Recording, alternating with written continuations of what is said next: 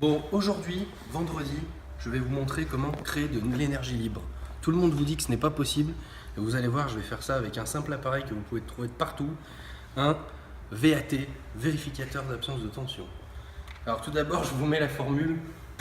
Donc, c'est le P égale la chaleur massique. Je vais vous noter la formule pour que personne ne l'oublie. Donc, pour connaître la puissance, il suffit de faire la chaleur massique fois le carré. Alors, la chaleur massique fois le volume prime plus, encore une fois, la chaleur massique en kilojoules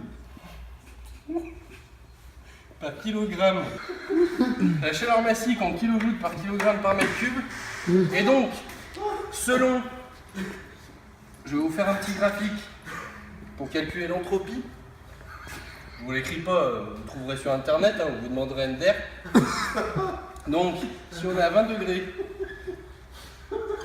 sur 3 bars ou 300 000 pascal, très peu de Fred quand même, on arrive à un point de rosée.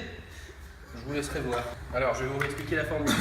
Donc, pour trouver la puissance, c'est surtout pour tout ce qui est pompe à chaleur. Mais là, on crée de l'énergie libre, donc on en discutera sur une autre vidéo.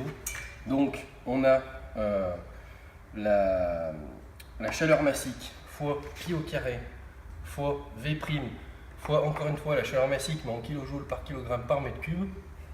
Donc, ce qui nous amène au graphique à 20 degrés et à 3 bars ou 3 colonnes d'eau. Ce qui nous fait une entropie, vous calculerez chez vous parce que c'est un autre cours, c'est un autre sujet. C'est pas dans le référentiel, donc vous reverrez. Donc maintenant, je vais vous expliquer grâce à ça, et grâce à un appareil très simple, qui est, on peut faire un peu de pub, hein, c'est Chauvin Arnoux Safety Tester CA760N. Comme vous pouvez le voir, c'est branché nulle part. Et comme vous le savez, avec une batterie, on ne peut pas faire du 230 volts alternatif. Et pourtant, vous allez voir quelque chose. Je pose le stylo pour que vous ne croyez pas que j'ai caché une pile ou quelque chose. Alors tout d'abord, EPI.